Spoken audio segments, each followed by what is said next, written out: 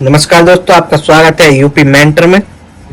तो चलिए शुरू करते हैं कंप्यूटर के 50 इम्पोर्टेंट क्वेश्चंस जो कि UP triple S C exam, UP लेखपाल, जेई आदि परीक्षाओं में पूछे जाने हैं।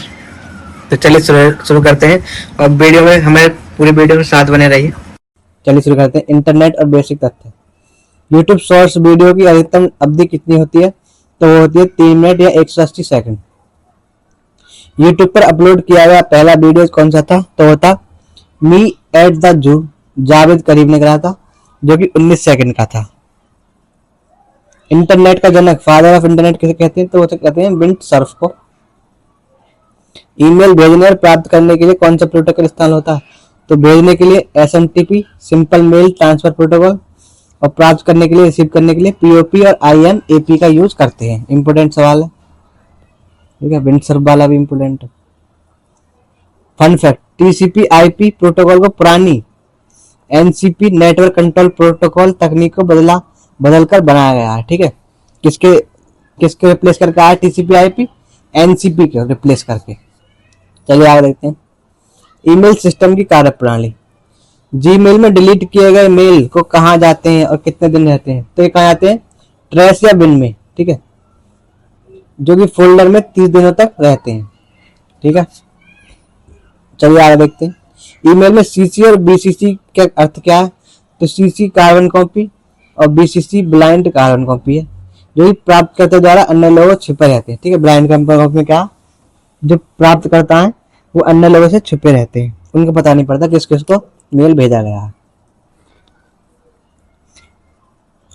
आर्काइव ईमेल क्या है? आर्काइव ईमेल का मतलब क्या है? तो ये संदेश को ईमेल से हटाकर एक अलग सुरक्षित फोल्डर में रख दिया जाता है, ठीक है, आर्काइव में। तो हम क्या करते हैं, जैसे किसी कॉन्टैक्ट को आर्काइव में रख देते हैं, सुरक्षित, है ना। चलिए आगे देखते हैं। MS word formatting. Drop cap में डिलीट और अधिकतम लाइनें कितनी होती हैं? ड्रॉप कैप में डिफॉल्ट और अधिकतम लाइनें, तो डिफॉल्ट रूप से 3 लाइनें होती हैं जिसमें ड्रॉप कैप में, जबकि अधिकतम 10 लाइनें हो सकती हैं। फुटनोट और एंड नोट की स्थिति। तो फुटनोट पृष्ठ के बिल्कुल नीचे होता है और एंड नोट पूरे दस्तावेज के अंत में होता है, ठीक है। एंड माने अंत होता है तो अंत में होता है, फुट माने नीचे, फुट पैर नीचे होते हैं, तो बिल्कुल नीचे होता है। अक्षरों के बीच की दूरी को समायोजित करना कहलाता होता है कर्निंग, ठीक है। जो अक्षरों के बीच की दूरी है, जैसे कि ये 2 लाइन लिखी गई है, इसके बीच की जो दूरी है ये, इसको जो समायोजित करते हैं उसे कर्निंग कहते हैं। पाठ की पंक्तियों के बीच की ऊर्ध्वाधर दूरी क्या है? तो वो लीडिंग कहलाती है। प्रिंट प्रीव्यू की शॉर्टकट कुंजी है Ctrl+F2, इंपोर्टेंट है। इससे क्या करते हैं? प्रिंट प्रीव्यू देख सकते हैं, कैसा प्रिंट निकलेगा हमारा प्रिंट निकालने से पहले ही। मेन्यू टैब और shortcut. Design tab, watermark, page colour और पेज बॉर्डर इसी टैब में होते हैं, ठीक है। किसमें? डिजाइन टैब में वाटरमार्क, पेज कलर और पेज बॉर्डर इसी में होते हैं। Insert and reference. Insert tab में हेडर, फुटर, हाइपरलिंक और सिंबल होते हैं, जबकि रेफरेंस टैब में टेबल ऑफ कंटेंट होता है। अब देख लेते हैं, इंपोर्टेंट है, इनसे क्वेश्चन बन जाते हैं कभी कभी। मॉडिफायर कीज कौन कौन सी है? शिफ्ट, कंट्रोल और ऑल्ट को मॉडिफायर कीज कहा जाता है। उदाहरण के लिए शिफ्ट का प्रयोग अक्षरों को कैपिटल करने के लिए नहीं है, ठीक है। फिर कर्सर मूवमेंट, तो shift plus and current line से अंत तक सेलेक्ट करने के लिए, ठीक है, शिफ्ट प्लस एंड दबाएंगे तब लास्ट तक सेलेक्ट हो जाएगा पूरा। और अगर शिफ्ट के साथ होम दबाएंगे तो करंट लाइन से शुरू तक सेलेक्ट हो जाएगा, ठीक है। चलिए आगे देखते हैं। MS Excel basic structure. Excel की एक शीट में अधिकतम रो और कॉलम कितने होते हैं? तो रो 10,48,576 रो होती है, जबकि कॉलमों की संख्या 16,384 होती है। रो और कॉलम को कैसे दर्शाया जाता है? तो रो को 1 2 3 से दर्शाया जाता है, ठीक है, ये रो है 1 2 3, और जो कॉलम है वो है A B C, ये कॉलम है, और ये जो सीधी वाली है ये रो है, ठीक है। और एक्टिव सेल का एड्रेस कहाँ दिखाई देता है? तो वो नेम बॉक्स में दिखाई देता है एक्टिव सेल का एड्रेस। फ्लैश फिल क्या क्या उपयोग है? तो ड्रैग करने पर नेमी बॉक्स में आ जाता है, ठीक है, जिसे कहते हैं फ्लैश फ्लैश फिल का क्या उपयोग है? ड्रैग करने पर डेटा के पैटर्न को पहचान कर स्वचालित रूप से भर जाता है, ठीक है, अपने आप डेटा भर जाता है। गोल सीक क्या है? तो वांछित आउटपुट प्राप्त करने के लिए आवश्यक इनपुट मान को खोजना ही गोल सीक है, इंपॉर्टेंट है। और जब रो और कॉलम मिलते हैं तो क्या बनता है? एक सेल बनती है, ठीक है। आगे देखते हैं एक्सेल शॉर्टकट्स और फॉर्मूला एरर। यदि एक्सेल में फॉर्मूला गलत लिखा हो तो क्या आएगा? हैशटैग नेम एरर आता है। जैसे DIVIDE तो क्या इनपुट आएगा? नेम आएगा और हैशटैग के साथ एरर दिखाएगा। डेटा पर फिल्टर लगाने या हटाने की शॉर्टकट कुंजी क्या है? तो वह control plus shift plus L, ठीक है। अगर फिल्टर हटाने या लगाने के लिए control plus shift plus L का यूज करेंगे। फॉर्मेट सेल डायलॉग बॉक्स खोलने की शॉर्टकट की क्या है? तो वह control plus I. Format cell. वर्तमान दिनांक डालने की शॉर्टकट कुंजी तो वो है कंट्रोल प्लस सेमीकोलन, ठीक है, ये सेमीकोलन होते हैं। कंट्रोल के साथ इसे दबाएंगे तो वर्तमान करंट डेट डल जाएगी। नेम मैनेजर का मुख्य कार्य क्या है? नामित श्रेणियों को बनाना, एडिट करना और डिलीट करना नेम मैनेजर का काम है। चलिए आगे देखते हैं नेटवर्किंग और टोपोलॉजी। तो लैन और वैन में क्या अंतर है? लैन एक बिल्डिंग ऑफिस के लिए यूज किया जाता है, जबकि वैन बड़े क्षेत्र या देशों के लिए यूज किया जाता है, दो देशों के बीच में, ठीक है।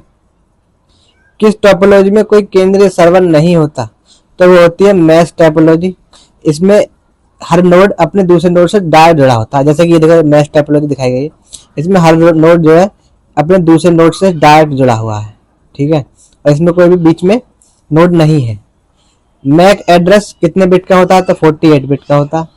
ये हार्डवेयर का विशिष्ट एड्रेस होता है, इंपोर्टेंट क्वेश्चन है मैक एड्रेस वाला। गेटवे का क्या है? तो दो अलग अलग प्रोटोकॉल वाले नेटवर्क को आपस में जोड़ना गेटवे काम है। कौन से? अलग अलग प्रोटोकॉल, ठीक है।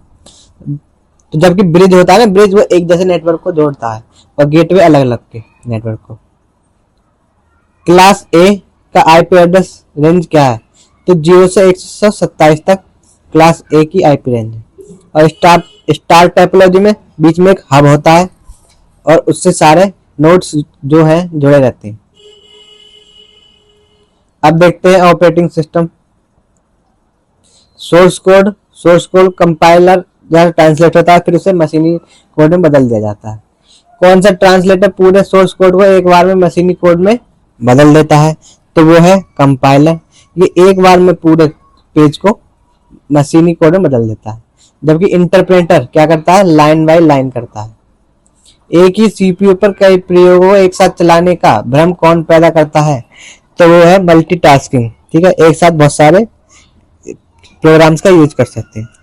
धीमी गति वाले इनपुट आउटपुट डिवाइस जैसे प्रिंटर के लिए डेटा को बफर करना क्या कहलाता है? ठीक है, तो क्या कहलाता है? स्पूलिंग कहलाता है, डेटा को बफर करना। इंपोर्टेंट सवाल है। मोनोलिथिक कर्नेल क्या है?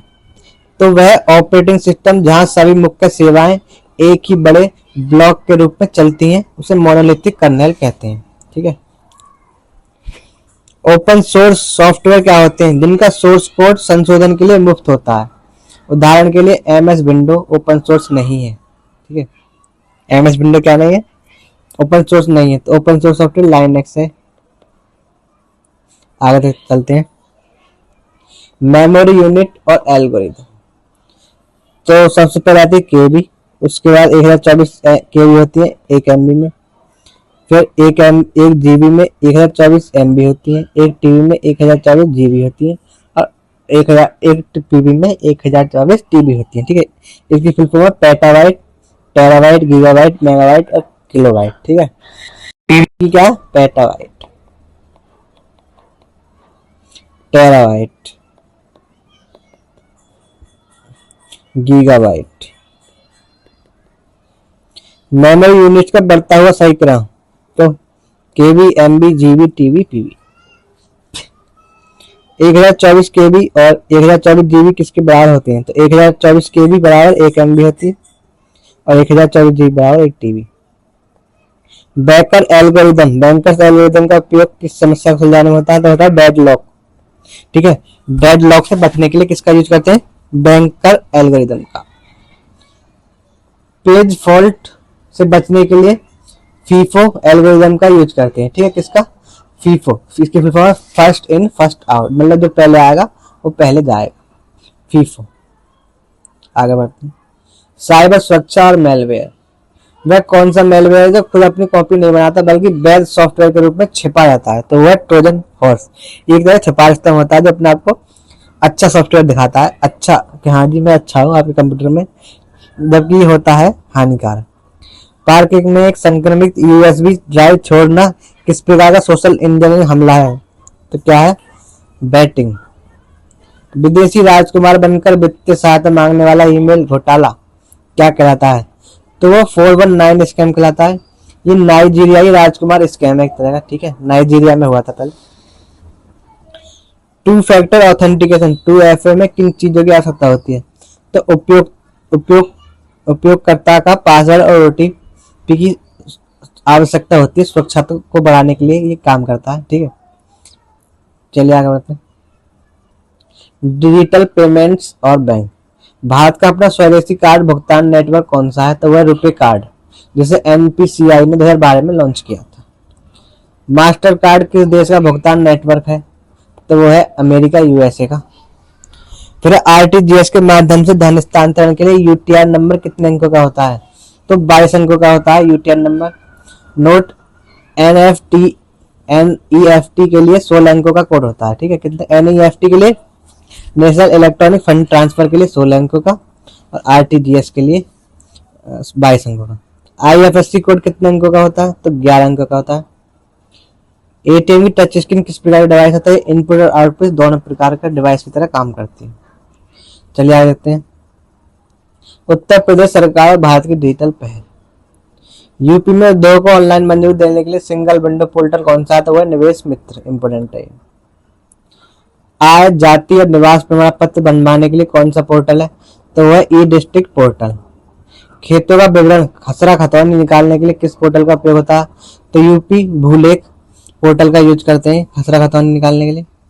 गर्भवती महिला को ट्रैक करने के लिए यूपी स्वास्थ्य विभाग की पहल क्या है? तो वह यूपी कैश। ड्रोन का उपयोग करके गांव के घरों की मैपिंग करने वाली योजना कौन सी है? तो वह स्वामित्व योजना।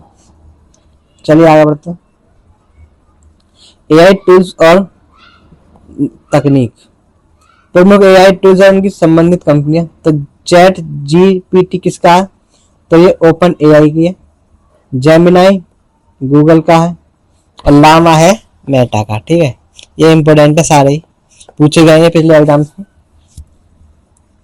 आविष्कार और उनके जनक। जावा प्रोग्रामिंग जेम्स गोल्डसिंग ने आविष्कार किया था इसका। ट्रांजिस्टर विलियम शॉकली 1947 में। IC integrated circuit Jack Kilby ने, इंपोर्टेंट है। ट्विटर X पर एक मानक ट्वीट की अधिकतम सीमा कितनी है? तो वह 280 अक्षर। चलिए आगे बढ़ते हैं। तो यहीं पर वीडियो को समाप्त करते हैं। हमने 50 महत्वपूर्ण प्रश्न पढ़ लिए, और वीडियो अच्छी लगी हो तो लाइक जरूर करना, कमेंट जरूर करें और सब्सक्राइब करना नहीं भूलें। तो बहुत बहुत धन्यवाद।